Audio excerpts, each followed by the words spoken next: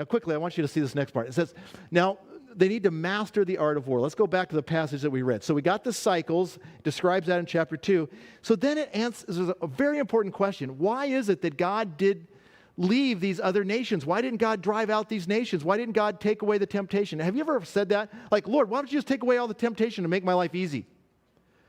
Because there's a test in life. How many of you remember taking tests in school? I don't know if they still give tests anymore, because everyone's supposed to pass.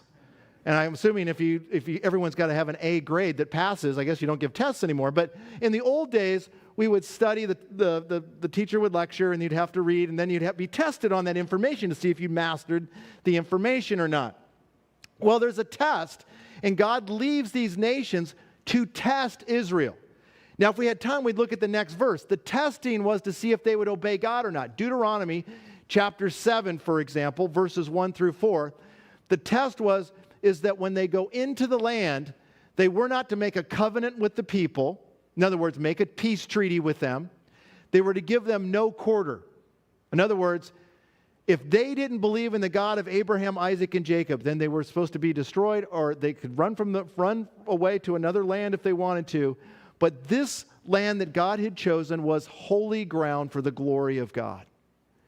And thirdly, they were not to marry any of their kids off. They weren't supposed to take wives from the Canaanites or son-in-laws from the Canaanites nations. Why? Because if they did, God told them, they will be a thorn in your flesh. Your children will not worship me. They'll chase after idols. Friends, this happens over and over and over in history, and it happens in our day. How many of you know that Christians are only supposed to marry those who are followers of Jesus?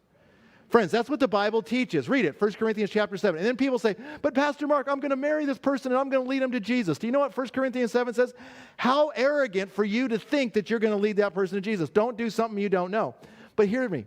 It's not only does a person believe in Jesus. Pastor Mark, they believe in Jesus. I'm going to marry this person. The question is, you need to ask two more questions. Are they zealous for Jesus? Are they living their faith? And then the third one is, are they emotional basket cases?